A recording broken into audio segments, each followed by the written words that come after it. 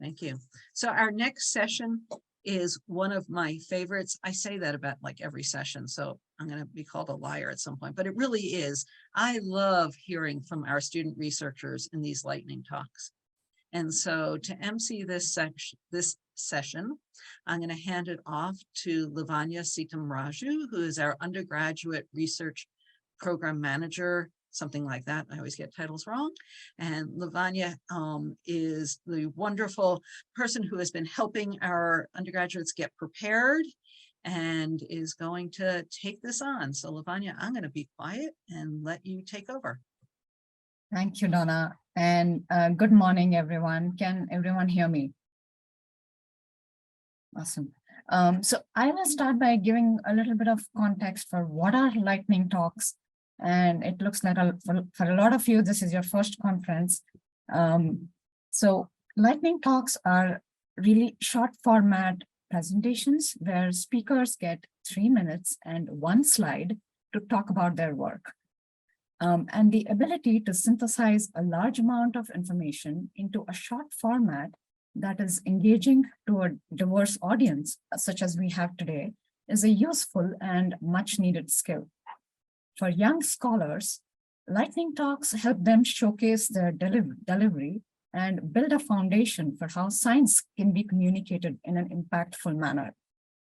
Today's lightning talk speakers were nominated by faculty across Idaho colleges and universities and chosen for their ability to articulate their research and demonstrate how this research experience fits into their overall undergraduate experience. And today we have 10 lightning talk speakers from 8 Idaho colleges and universities. Please feel free to share an emoticon or words of encouragement for them in chat and cheer them on. And we are very excited and we welcome all of you here.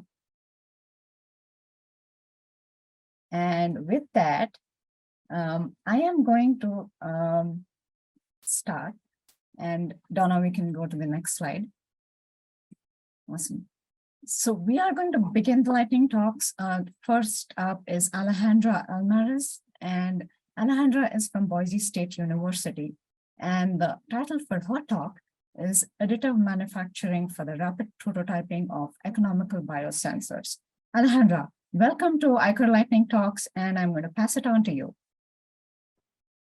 Thank you.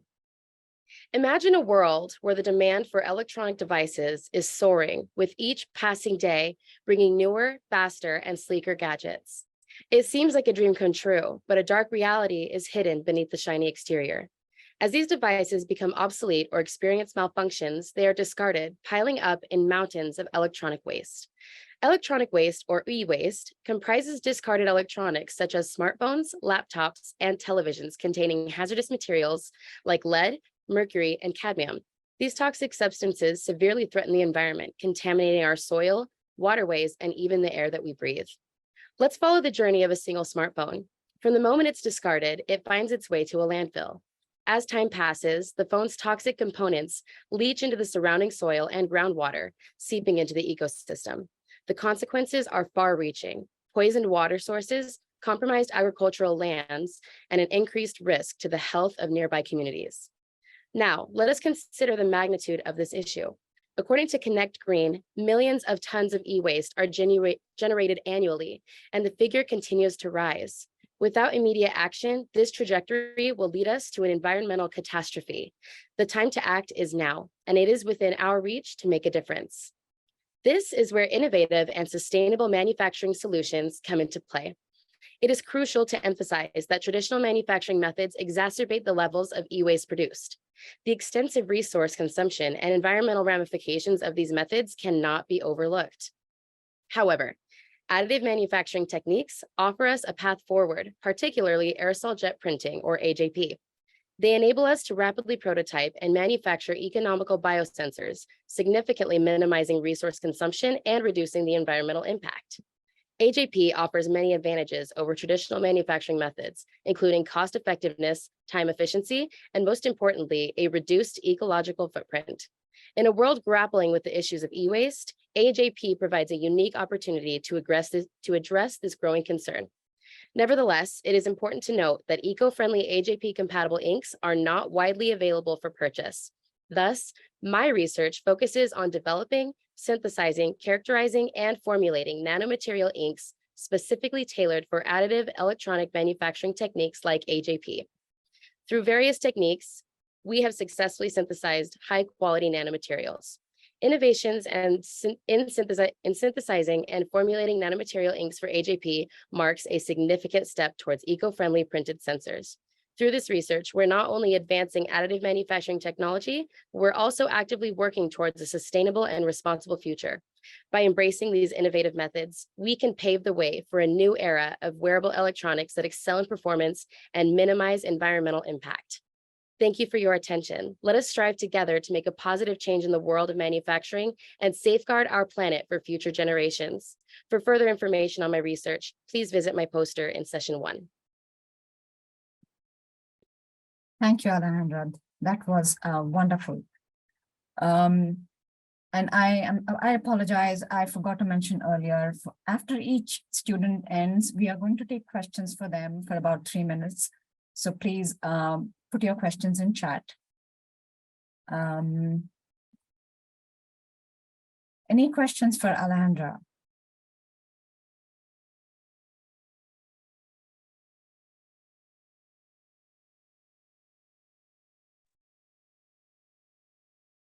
Allie, what got you interested in this research? So initially, I was a mechanical engineering major and I have a background in biology. So I became very interested in trying to mesh the two when I switched to material science and engineering and find a section, I guess, of engineering that would enable me to impact both, you know, the sustainability and do something. I'm making biological sensors.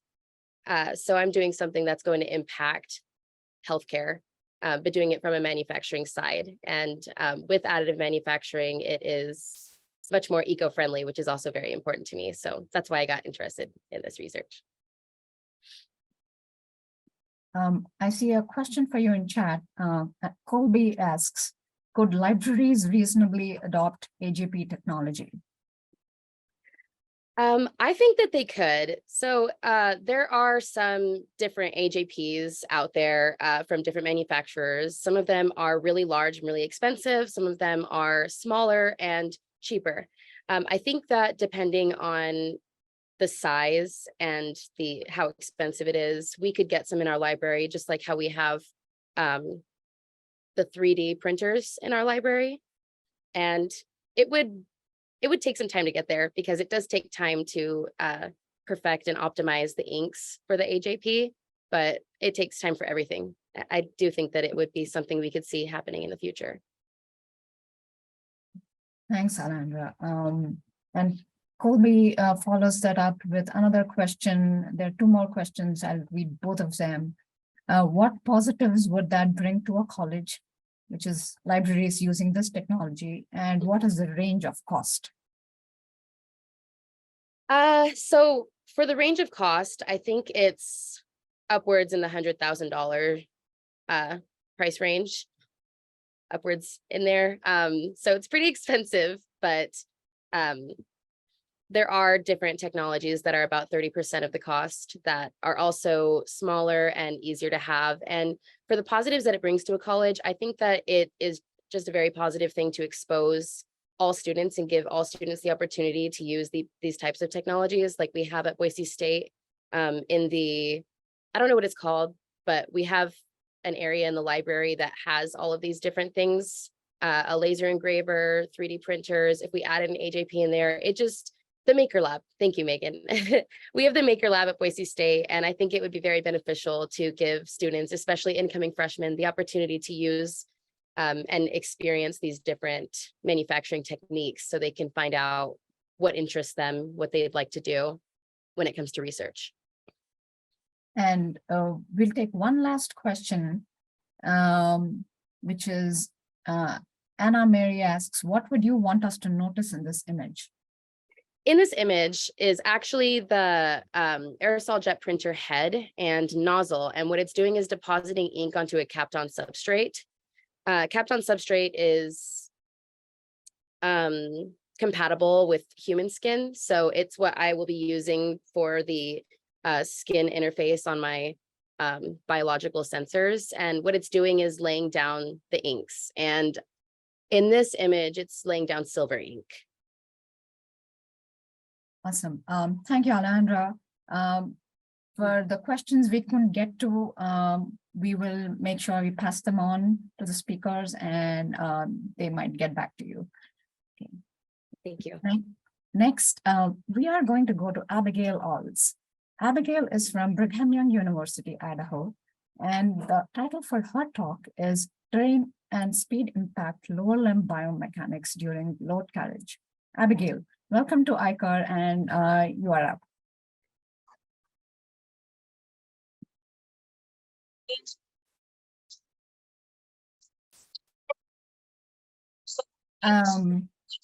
Abigail, I am not able to hear you clearly. I don't know if it's just me or everybody else. You can't hear me either? Now I can. Yeah? Yeah. Yeah? We're good? Okay, I don't know what happened, but okay. So if you've ever been on a backpacking trip, go ahead and react with a thumbs up. If you've ever been on one, you've probably noticed that your legs hurt at the end much more than you would in just like a normal walk. So this happens because the way or how hard you hit the ground and how fast you hit the ground increases risk of injury. So if you look to the right on the graph, you'll notice two things. The first one is the slope of the line, which is the vertical loading rate, and the other part is the peak. So in this graph is the vertical ground reaction force of an individual running, and it's the amount of time their foot's hitting the ground. And so the first part, the slope of the line, is directly correlates to how fast they're hitting the ground, and the peak directly correlates to how hard they're hitting the ground. And so I'm trying to figure out how different ways we can lower those values. So if you're doing load, that increases the peak, but then if you're doing speed, that increases the slope of the line or how fast you're hitting the ground. So if you've ever, in addition, another part of this line is the fact that so you can bend your legs or your knees, and that decreases the values.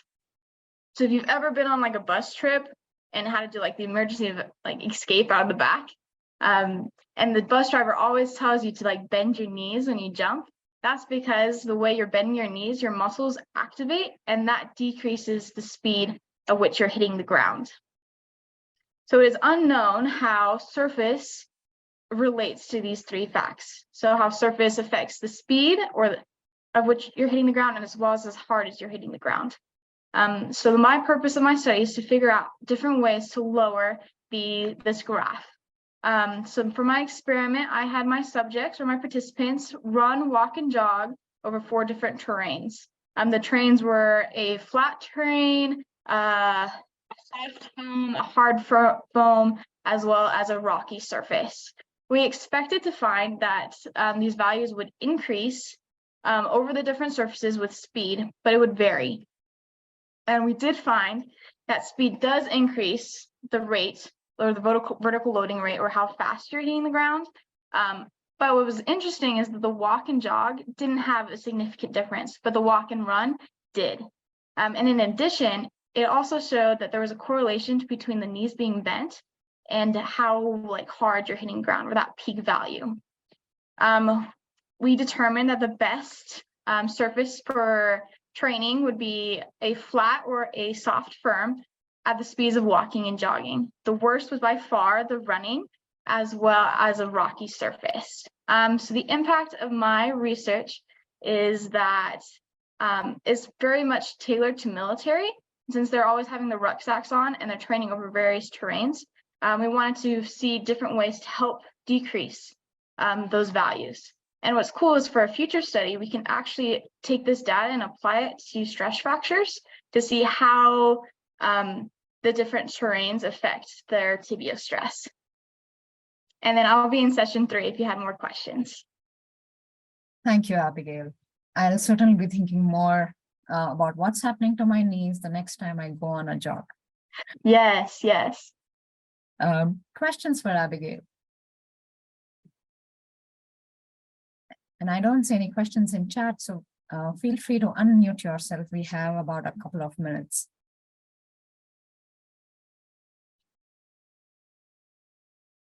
Lacey has a question.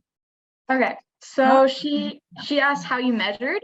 Are you talking about the measuring for like the graph or just in general how I did the experiment? I guess both. Like if that graph is yours, then that, yes, but I'm just curious how you got these readings, if it was like visual or if you communicated with them and they told you how they felt afterwards or where that was coming from. That's a good question. So this graph is actually based off of force. So Newton's third law explains that every force applied, then the object applies the same amount of force back. And so that's why it's called like the ground vertical reaction forces. And so what's happening is when you're running, you're hitting the ground and the ground's pushing back on you. And so we usually do it in terms of body weight. And since everyone weighs differently, we take our force vector and then divide it by their body weight. So it's actually normalized over the subjects. And we just have those values show. And then if you increase the amount of force applied to the bones, that just increases it. It's kind of like when you're jumping and you land like hard and you don't bend your knees, it like hurts your bones, right? It hurts your joints, it hurts everything. But when you bend your knees, that force is kind of distributed more, and so it doesn't hurt as bad. And then since it's like a force, we had them run and walk and jog over force plates to get this force data. Yeah, I think there's time for probably one more question. Do you want to pick which question you want to answer? Okay, so real fast, Jenny Tova? Okay, she asked what's the worst position to backpack and hike, and that would be over like super rocky and unstable surfaces, like running really fast. If you walk, there is an increase of instability over a rocky surface, but it's not as bad as like running over that. Yeah, and then there was 12 participants. We had 24, but due to different difficulties with the data being collected, we only did 12. 6 females and 6 males. Thank you, Abigail. And for the rest of the questions, we'll make sure Abigail gets them and is able to respond. Okay. Next, we are going to go to Abigail Card. Abigail is from Idaho State University, and the title for her talk is Stone Tools and the Significance of Stone Treatment. Abigail, welcome to ICUR Lightning Talks, and I'm going to pass it on to you. Thank you. For hundreds of thousands of years, our ancestors have been making various tools from different types of stone. Some of the common stones used for this practice are chert and obsidian. Here's an example of chert. I don't know how well you guys can see that through my Zoom camera. I know it's not great, but thought I would show you. These materials can be found in several scenic landmarks here in Idaho. For example, obsidian can be found at the Mesa Falls trails in the eastern part of our state, as well as several other locations. The same idea kind of goes for chert as well. Stone tools have served many purposes over the years. They range from tiny little arrow points like this one to extremely heavy hammer stones.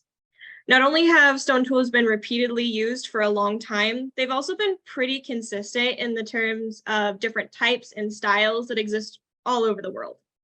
Here on my slide is just one example of the varieties of stone tools that have been found in the modern day. These ones are specifically from the Upper Paleolithic era. This is the time we start to see this species transition from Neanderthals to us, Homo sapiens. We also see a movement away from using big rocks that have just been kind of molded for crushing and scraping to the use of itty bitty blades like this one that have a lot more specialized uses. My research analyzes one possible method that could have helped ancient people achieve the level of consistency found in stone tool artifacts that we see today. We looked at how soaking a small cutting of stone in water, specifically Edwards Plateau chert, would affect the surface hardness and roughness of the material on a scientifically measurable level. After conducting our experiments, we noticed a small but significant change in the surface of the chert. The water-soaked samples showed a decreased surface roughness when compared to the control group. This would allow someone to be able to more easily predict which way the stone's going to crack when making a stone tool. It makes the crafting of stone tools more of a well thought out process rather than a constant and repetitive guessing game of trying to like hit just the right spot to get the shape that you want. The roughness and hardness in chert can also be affected by a lot of other things. So one method that's being researched right now also at my university is heat treating chert. And this whole idea of material treatment is super important to the archaeological community because it allows us as archaeologists to gain better insight into what the daily life of a specific community or specific culture may have looked like. It also continues to inform our understanding of groups today that still practice the crafting of stone tools. So some of these groups include several Indigenous American communities here in the US, some tribal groups in Africa, and several others. Although this practice is no longer as common nor as necessary to our survival, it's still very important to our understanding of the past.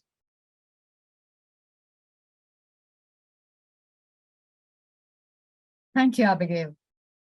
That was very interesting. Questions for Abigail, please.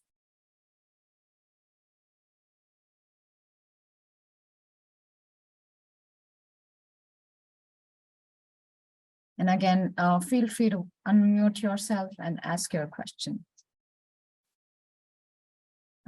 There's a question there. Braden asks, where did you get your visuals? So the stone tools that I have up here are actually from my personal collection that was given to me by my grandmother when she passed away. My grandfather used to like to go out and find arrow points in stone tools in like Dakota and Montana and such. So those were just ones that I have since I can't get back to the lab to show you guys actual visuals of the samples and stuff that we used. So I thought that those would be a good substitute. And then in terms of the photo, it is just a museum photo that I believe is from a museum in China, if I'm remembering correctly. They just had some really good samples of some upper Paleolithic stone tools that I thought would be a good way to show you guys some of the variety. I think you already answered Evan's question and he guessed it right. Megan asks, what was the most challenging aspect of your research? Oh gosh. So we wanted to do 3 different types of measurement to see like what is happening. We at first wanted to measure like if there was any chemical changes in the stone as well. But since our samples are water soaked, the way the chert that we were using works is it's a very water dense chert. So it has a lot of water already in it. And so it's absorbing more water while it's soaking. So when we went to put it in the ball mill to crush it up, it would turn into pudding. And we need it to be completely dry to go into the STA, this thermogravimetric analysis, that's a mouthful. To get it put in there, it needs to be completely dry. And so that just wouldn't work. And having it turned into pudding in the ball mill, it hardens like cement. So we ended up just not doing that test. And that was we were trying to overcome like a way to do that, because taking it out of the water for too long ruins the structural integrity of the chert. So yeah, it's a little complicated, but yeah, that one was a good like month worth of trying to figure out what to do with that. We have a few more questions, but I think we'll take maybe one more. Okay. Abigail, do you want to look through and? Here, let's see. What did I enjoy most about my research? I really loved, as funny as this sounds, I loved getting to use the big power saws to cut up the pieces of stone. I felt very good about getting to use like these really giant like water saws. It was really fun to do that. Awesome. Thank you, Abigail. We have other questions in there, and again, we'll make sure Abigail gets them and is able to respond to them. Awesome. Thank you again. Next, we are going to go to Daniel Harris. Daniel is from Northwest Nazarene University, and the title for his talk is Wildland Fire Severity Band Analysis Using PlanetScope. Daniel, welcome to ICUR, and you are up. Hey, I'm Daniel Harris. I'm a part of the NNU Fire Map research team, along with Camden McGath and Will Gibson, and led by Dr. Dale Hamilton. So every year, tens of thousands of wildfires burn across the United States. In 2022 alone, over 410,000 acres were burned in Idaho. Remote sensing is the process of using satellite imagery in order to monitor physical characteristics on the ground. In our case, we are using satellite imagery from companies such as Planet Labs in order to monitor wildfires within the US. Wildfire crews struggle to keep up with the vast amount of wildfires that burn every summer, so using remote sensing technology that can do the job of mapping out the burn extent and burn severity of wildfires will save them countless hours, and they can focus on taking care of the forestry and land. This is where our research comes in. Our project was analyzing the bands from Planet Labs' PlanetScope satellites by finding the burn extent and burn severity of wildfires. The goal of this project was to determine which waves of light are the most important when using remote sensing to map wildfires. The wildfires used in this experiment are the 2018 Mesa Fire, the 2022 Four Corners Fire, which are both near Cascade, Idaho, and the 2021 McFarland Fire near Plantina, California. So the first part of this process was acquiring the imagery from the PlanetScope satellite constellation. This imagery has a spatial resolution of 3 meters per pixel and consisted of 8 bands. The imagery in the top left demonstrates an example of the imagery. The next image in the bottom left shows an example of the training data. The training data is polygons we drew that outline sections of black ash, white ash, unburned green vegetation, and unburned ground. The polygons in the image were then run through a machine learning algorithm that created classifications for the entire image.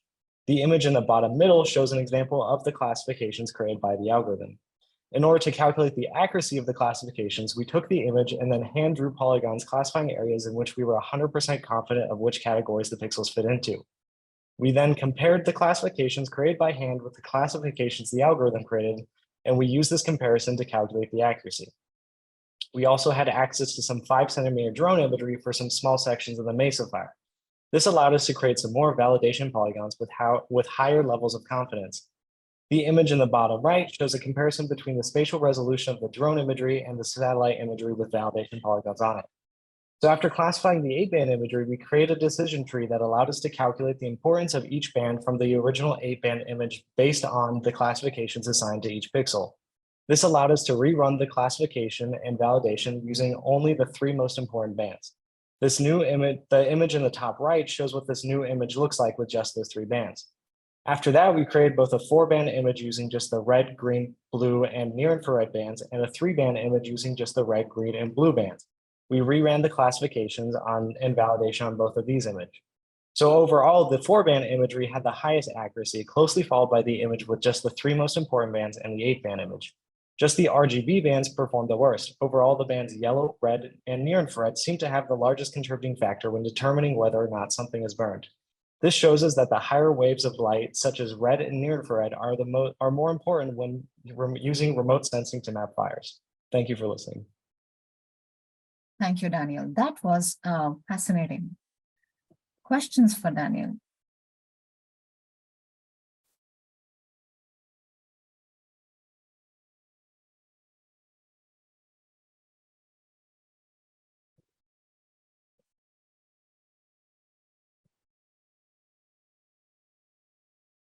Okay, I see a question from Braden, and he asks, how long has this research been around? Were any prototypes used on the soda fire in 2015?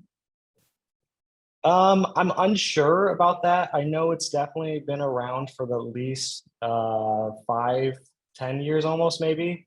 But yeah, I don't know that for sure. But I know NNU was definitely kind of on the leading edge of creating this classifications and using this technology on wildfires. There's a question from Ethan, and I'm hoping I say it correctly. Did you use a kappa statistic for the accuracy assessment? No, we did not.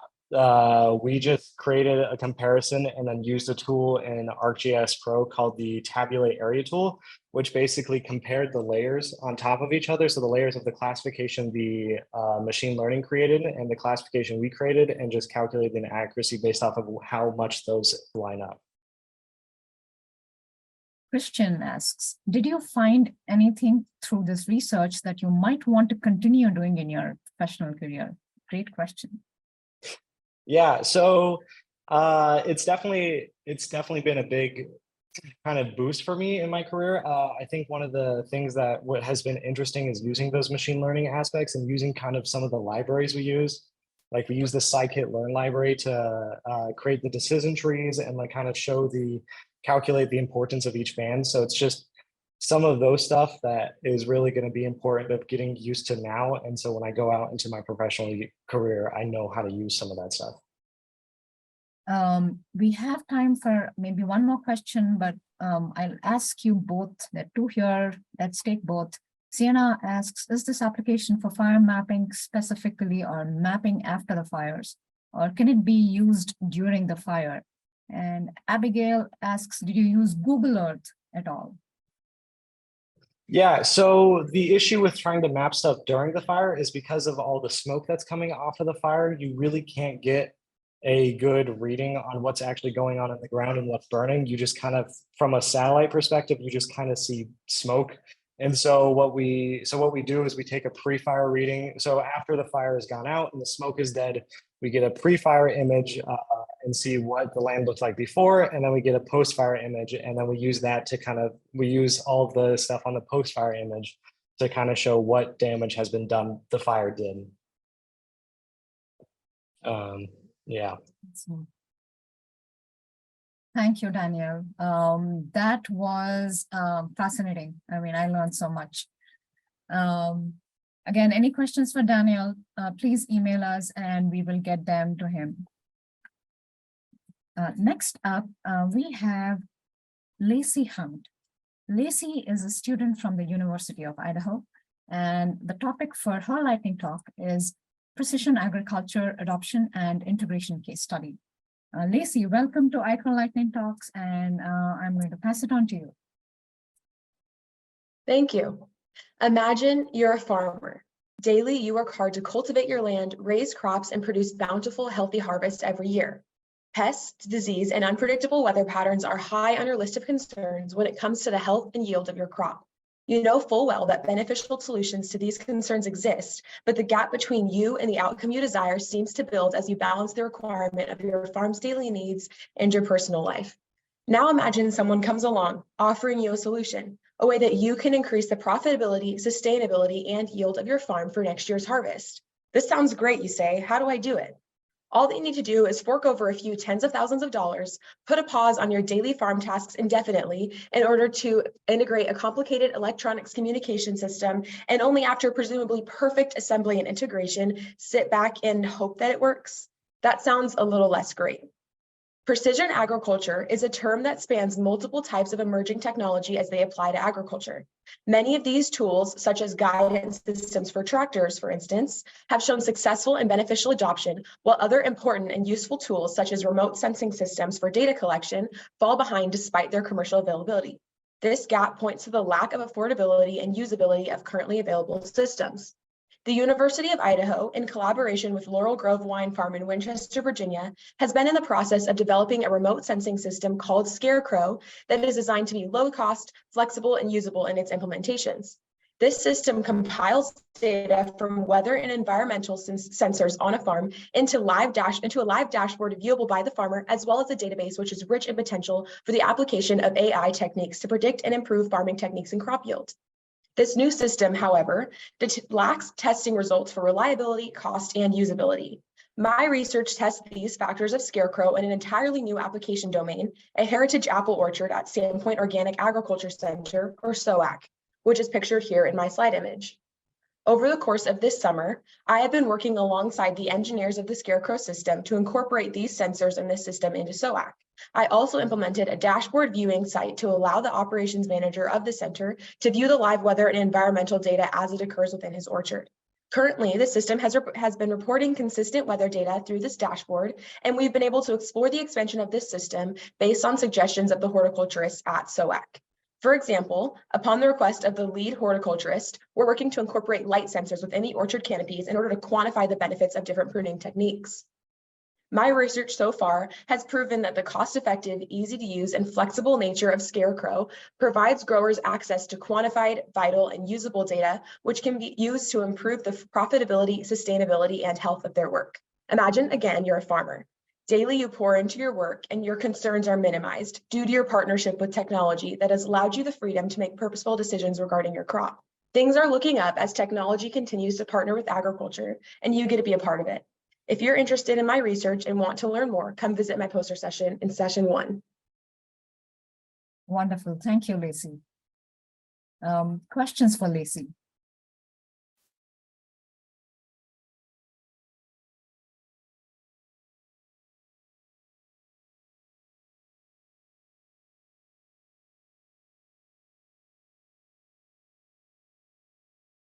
Again, feel free to unmute yourself while we wait for people to type their questions in chat.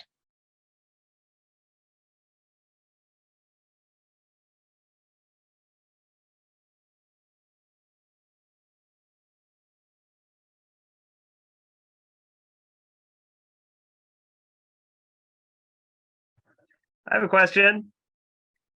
Chad, go ahead. So is Scarecrow also used to, like, I know that scarecrows are, but the technology, are those also used to keep birds away? That is a great question. SCARECROW is an acronym that stands for Sensor Collection and Remote Environment Care Reasoning Operation. So they're technically not designed to keep birds away, but they do kind of, someone mentioned that to me earlier too, that the gateway, which is pictured here, kind of looks like a scarecrow. So I'm sure that it could do just as well. That's not their original design, but I wouldn't be surprised if that's something that we could incorporate later on.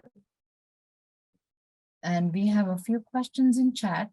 Braden asks, where is SOAC? SOAC is in Sandpoint, which is about an hour north of, we're here based in Coeur d'Alene. It's about an hour north of us. So yeah, not too far.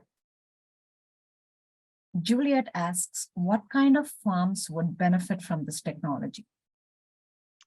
That's a great question. The goal of this project, I'm working with Mary Everett, who's a PhD candidate right now, who designed this system. And right now she's working with, like I mentioned, a wine farm in Virginia.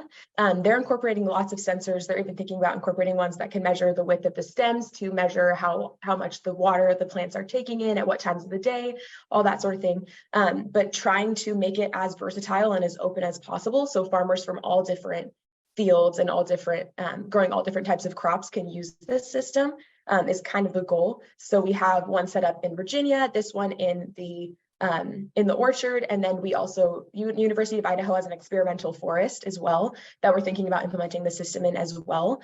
And so the point of the system being modular and extensible is so that farmers can decide what kind of data is useful for them, what they're looking for, and then we can find sensors that communicate with the protocol we already have, incorporate them, and then feed farmers the data that they really need.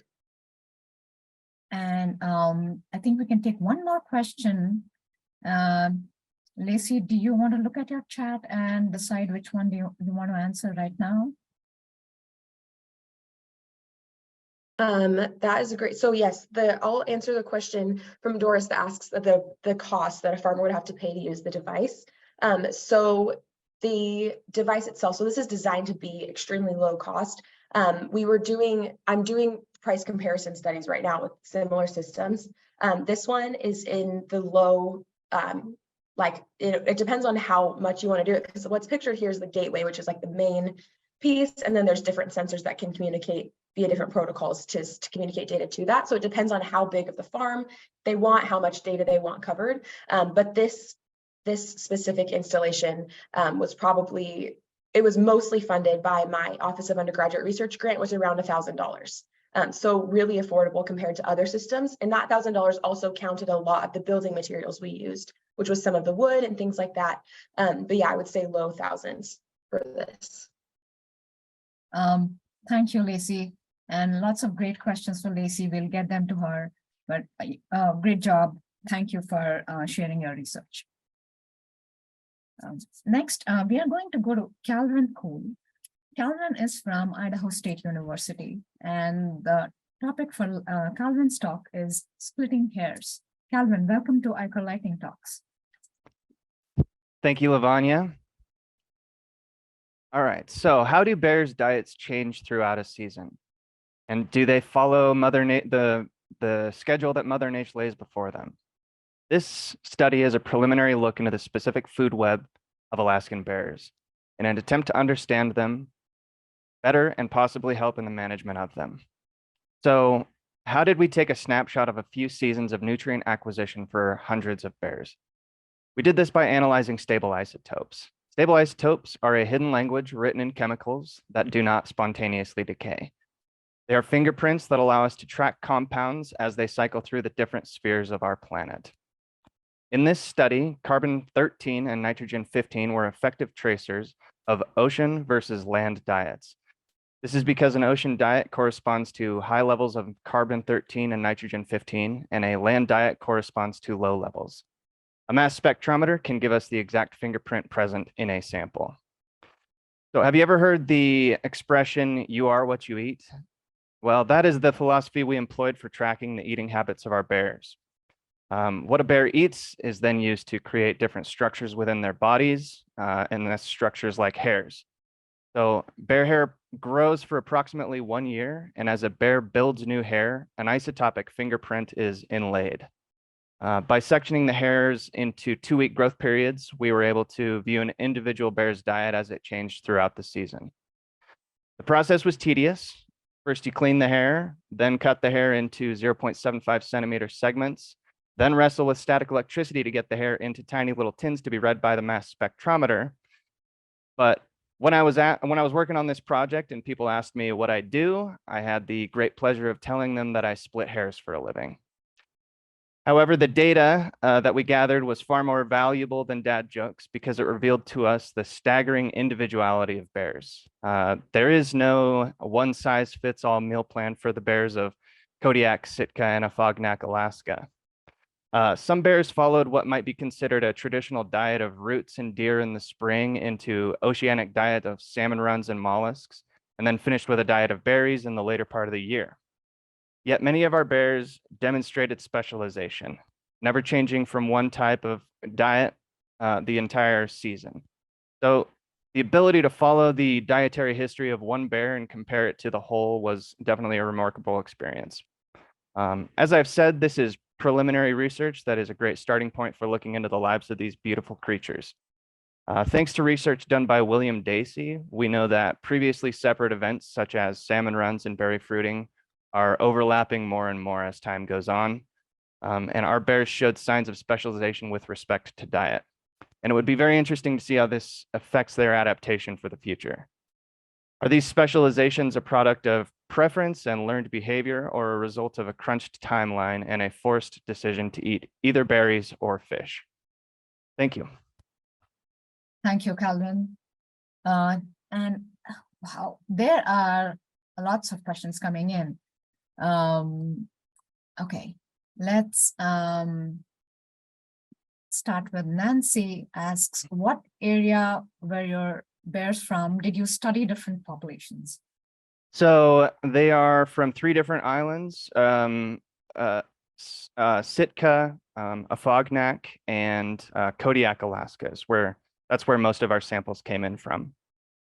Okay. Evan asks, what type of bears did you study and how did you get the hairs from the bears, which I also was curious about. Yeah. So they're from grizzly bears, and most of the bears came from hunting tags, and the samples were collected from the bears from the hunting tags, but some of them were live capture. Yeah. Abigail asks, what were you measuring with your mass spectrometer? So the mass spectrometer reads to us, it shows what isotopes are present in each sample. And so that's how we were able to differentiate between a diet of a marine diet of fish and mollusks and things like that, and a terrestrial diet from deer and roots and all that kind of thing. So what we're measuring with the mass spectrometer is the levels of the stable isotopes that we're interested in, those being carbon-13 and nitrogen-15. There's a question from Leonora who asks, for bears who specialize on only one food, do you think they are getting complete nutrition? So that's kind of the interest about this, right? So it's really interesting that there are bears that are specializing, and this being a preliminary kind of look into the diet throughout a season, that's kind of where I think it's the most interesting is what's the effect going to be? Because if it's a mother and her cubs, you know, and they focus on berries, you know, the whole year, or focus on salmon, is that going to further pigeonhole future generations, and is it going to change them evolutionarily? But there's a lot of questions that could be answered with this research, and it can apply to not just bears. It can be applied to a lot of different things with the use of stable isotopes.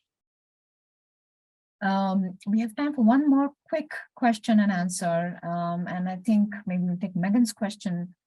Have you explored studying historical bear hairs from Pelt's taxidermy to compare between diets over time? That's a great question. I hadn't really considered that, and I'm not sure if so. There's a specific cleaning process, and I don't know if taking a bear from a taxidermed, or sorry, taking a hair from a taxidermed bear would make a big difference. I would imagine it would probably skew the findings and maybe would be untrustworthy, but I actually don't know. That would be interesting to look into, because that really is what you know, what's powerful about this is the ability to look into the past because of how hair grows. So comparing this to ancient bears or, you know, anything like that would be very interesting. So I appreciate that. Awesome. And I cannot help but make a pun and say thank you, Calvin, for that very interesting talk. Hey, thank you. Okay. Next, we are going to go to Juliet. And Juliet is from College of Southern Idaho. And the topic for her lightning talk is mitigating greenhouse gas emissions through novel manure-based fertilizers. Juliet, welcome to Lightning Talks, and you are up. Thank you, Lavanya. Can you guys hear me? Yes, I can. Yes, okay. Dairy is Idaho's #1 agricultural industry, so it's no surprise that the state has over 2 million cows. These cows produce the milk that we then use to create our favorite dairy products, such as ice cream, butter, and cheese. Cows also produce a far less glamorous product, manure. A single cow can produce up to 100 pounds of manure per day. Now multiply that number by a small farm's 1,000 cows or a large farm's 15,000 cows. The sheer amount of manure is daunting. But there isn't a manure crisis on our hands. Dairy farmers have long known how to deal with their manure. They store it away and use it as fertilizer on the crops they grow for feed. And this system does work, but there is a cost to the environment. Currently, the dairy industry is responsible for 2% of the United States greenhouse gas emissions, and 1/4 of these are related to feed production. It may come as a surprise, but growing crops does release greenhouse gases. In order to grow, crops require a certain amount of nutrients. However, these nutrients are finite and must be regularly replaced in the soil. This is where manure comes in. It can be applied as a fertilizer, bringing those vital nutrients to the crops.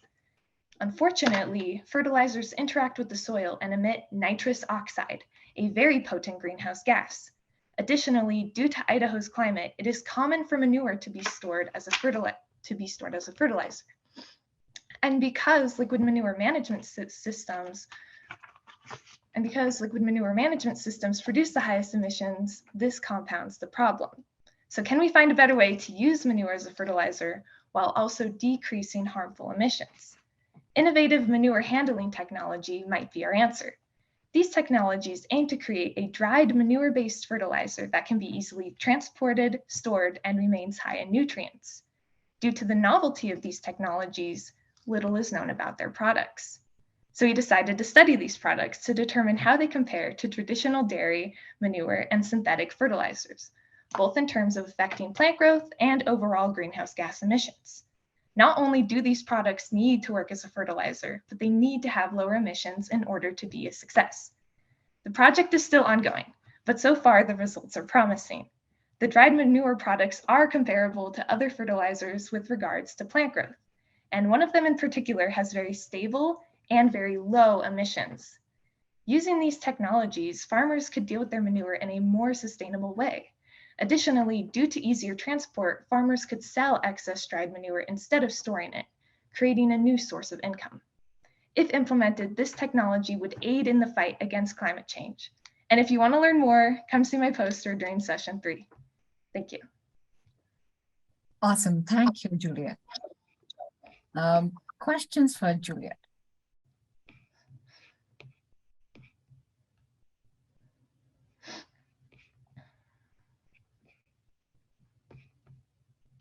I see one in chat. What is the significance of the manure being dried? How does that change things? So liquid manure tends to have the highest emissions. So if you dry it, it just releases a lot less emissions. So storing liquid manure releases a lot more methane, and applying liquid manure releases a lot more nitrous oxide. Amy asks, how much were emissions reduced between the liquid manure and dried manure? Great question. So due to the nature of our study, we were not able to directly compare liquid manure application to dried manure application, but this is just a well-known fact in the manure world that liquid manures just release a lot more greenhouse gases. So we use the previous knowledge to do our study. Colby asks, why does liquid manure cause more emissions? It's just a lot more active and volatile. Like there's a lot more stuff that's allowed to go on. The microbes are a lot more active in a liquid.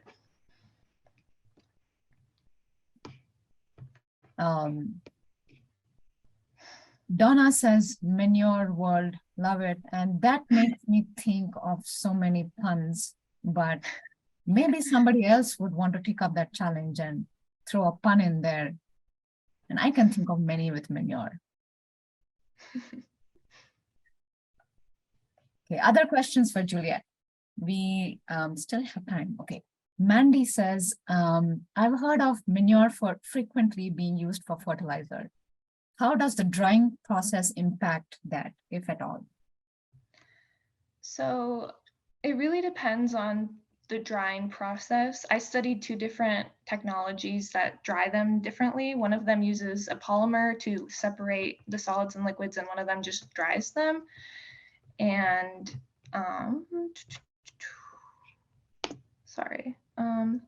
and the drying process just makes the nutrients a lot more compact, and it makes the fertilizer just a lot less volatile. They tend to be more stable, and you can kind of control the application a lot more easily. You can, it's a lot more easily tested. Awesome. Thank you so much, Juliet, for that wonderful talk. And other questions for Juliet, please email us and we'll make sure she gets them. Next, we are going to go to Abigail Shaw. Abigail is from the College of Idaho, and her talk is titled A Novel Protocol for Monitoring the Metabolism of Toxins in Sagebrush. Abigail, welcome to ICUR Lightning Talks, and I'm going to pass it on to you. Thank you, Lavanya. Can you guys hear me okay? I can, yes. Perfect. As we enter the middle of hot July, the threat of wildfires happening nearby is continually growing. Every year, countless species habitats are destroyed from these vicious flames. Back in 2015, the Soda Fire raged nearby Idaho and Oregon, devastating almost 300,000 acres of land.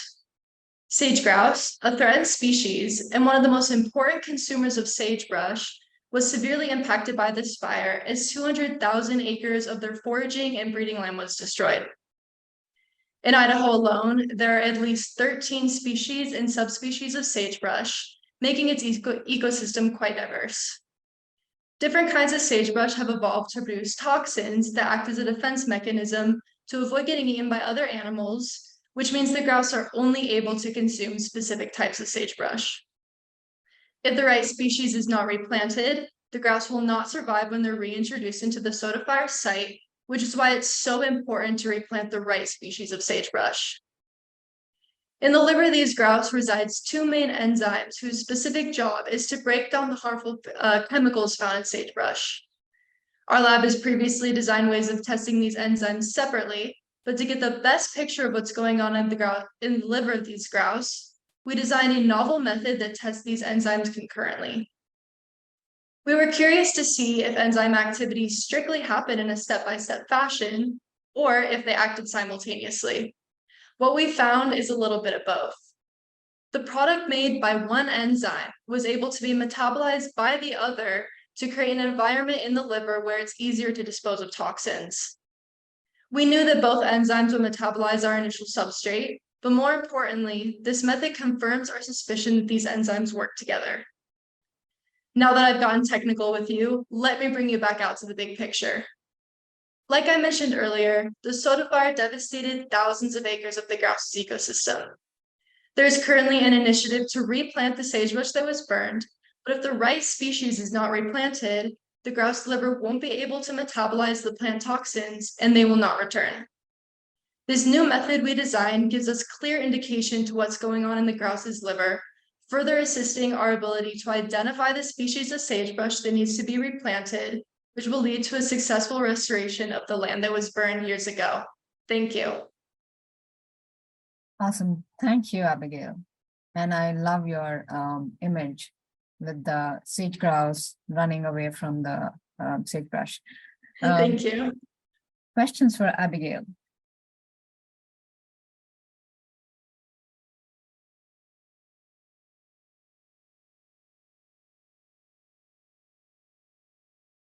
Again, feel free to unmute yourself while we are waiting for questions in chat.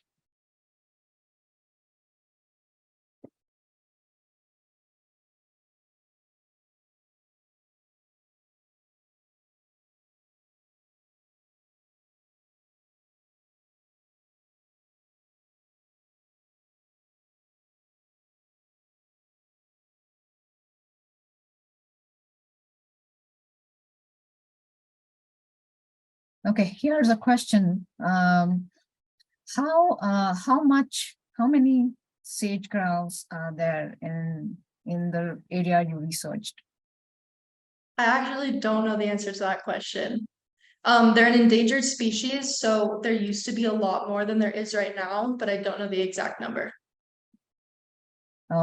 We have a question from Leonora. Do you think microbial enzymes might also play a role in detoxification? I think they definitely would. Different species or the sage-grouse are only able to metabolize certain species of sagebrush that their body has adapted to metabolize. So I do think that the microbial enzymes would play a significant role in what kinds of sagebrush are able to detoxify. Sienna asks, how many species of sagebrush were part of your study? We've got, I think, 4 or 5 different species that we're looking at.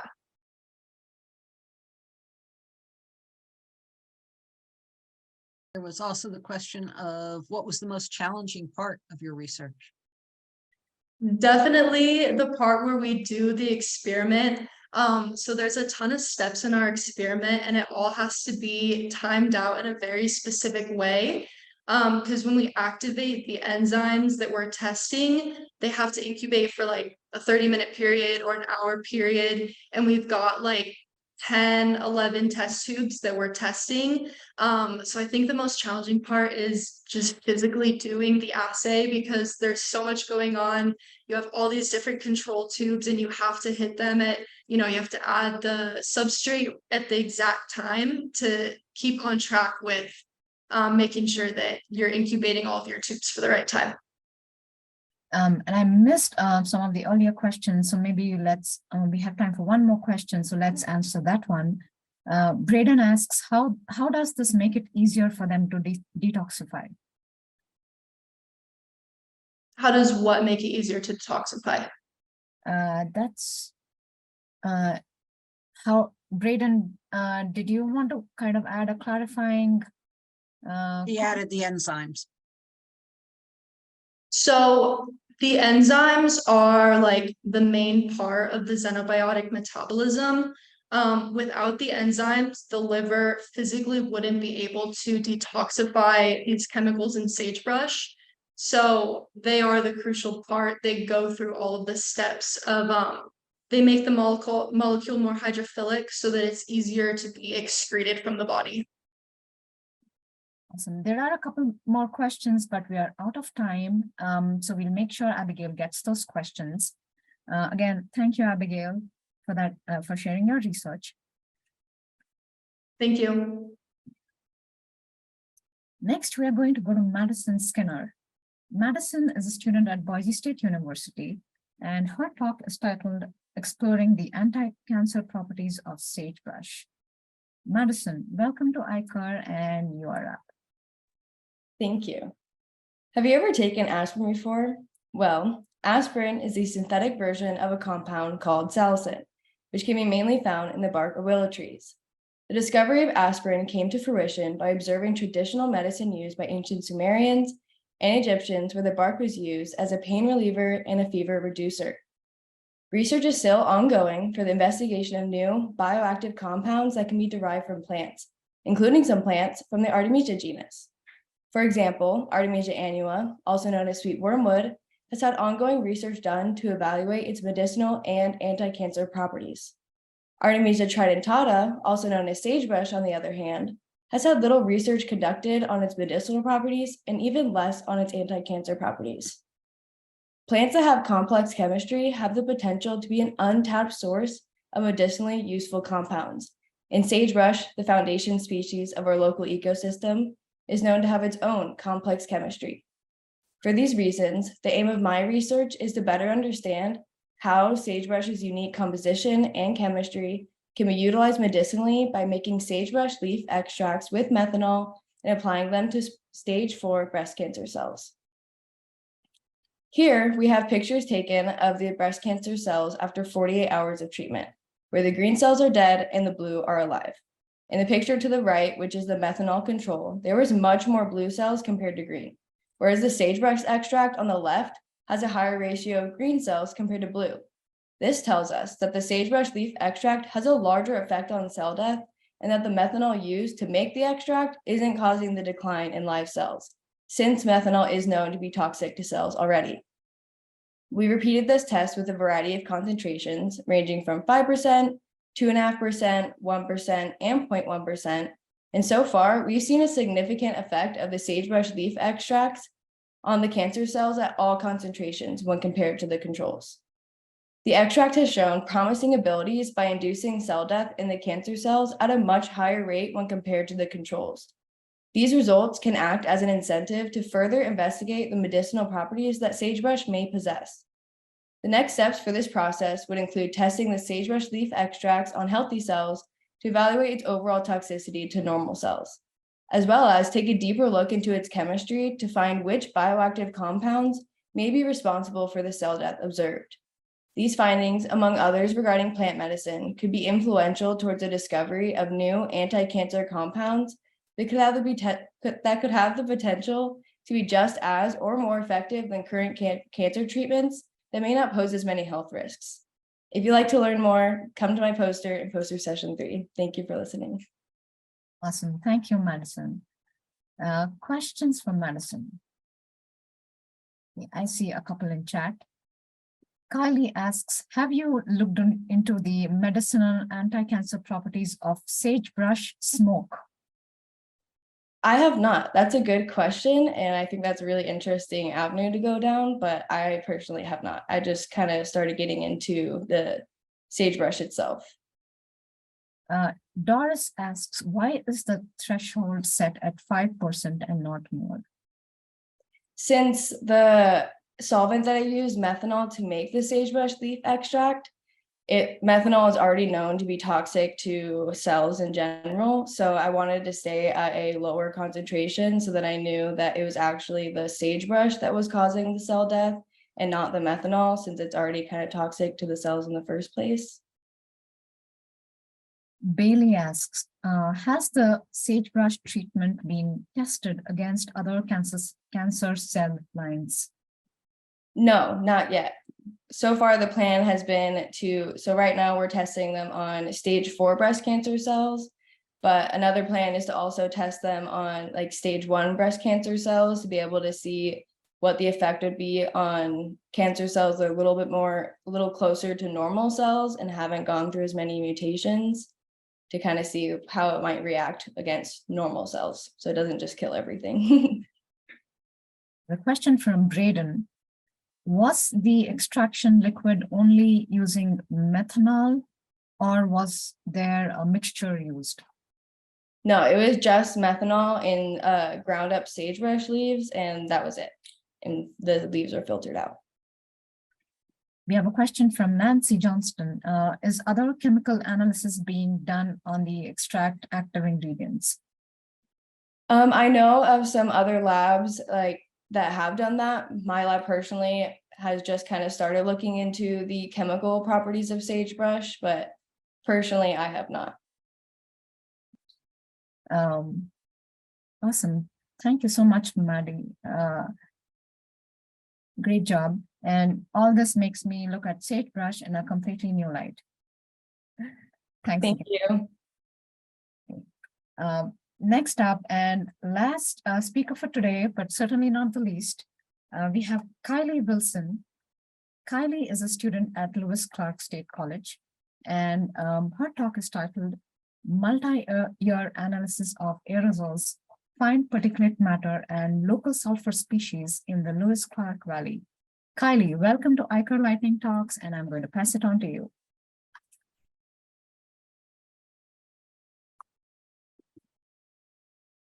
Kylie, yes, are you there? hear me? Yes. Welcome. When I was younger and thought about air pollution, I imagined a big smoggy city, a place with constant traffic, big factories, and air you could barely see through. And growing up in Idaho, I never thought that I experienced air pollution. That was until I started doing this research. I didn't realize that specifically in our region in the West, one of our largest air polluters is due to wildfire smoke. And actually, according to the EPA in the United States, approximately 20% of PM 2.5 or fine particulate matter, which I'll be talking about in a moment, is attributed to wildfire smoke. And this contributes to the millions of people that die annually due to air pollution. In the Lewiston Valley in northern Idaho, with the help of my mentor, my research looked at different air pollutants using many different instruments as a way to monitor and interpret pollutants, including aerosols, fine particulate matter, and sulfur species.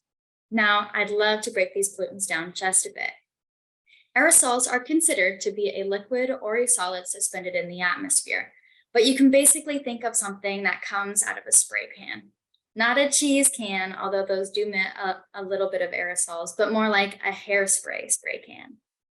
Fine particulate matter is also known as PM 2.5, and this is because it is a solid suspended in the atmosphere that is 2.5 microns or smaller.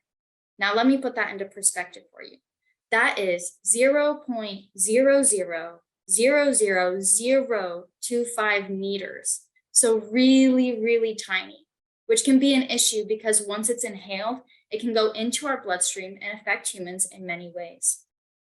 Sulfur species that we looked at include sulfur dioxide, so a molecule with a sulfur and 2 oxygen. And we also looked at total reduced sulfur, which is a compound including sulfur in its reduced state, such as dimethyl sulfide. I was able to look at these pollutants over the last couple of years through collaboration with NASA and the Idaho Department of Environmental Quality. And then we also have instruments in the lab that were used. Through looking at these different air pollutants, we saw an increase in PM 2.5 and aerosols during the summer, which would suggest that when we reach unhealthy levels of pollution, it is mostly sourced from wildfires. Sulfur species tend to be similar throughout the different seasons. We also looked at daily trends where we found a general diurnal trend or a trend that happens every day. And here we see a buildup of pollutants in the late morning to early afternoon, and this is because we experience valley inversions. Now, don't worry if you're wanting to learn how high some of these pollutants got or what wavelengths of aerosols we looked at and why, you'll have an opportunity to stop by my poster tomorrow during poster session 1 to ask me as many questions as you'd like. Thank you so much for your time today. Awesome. Thank you, Kylie. Questions for Kylie?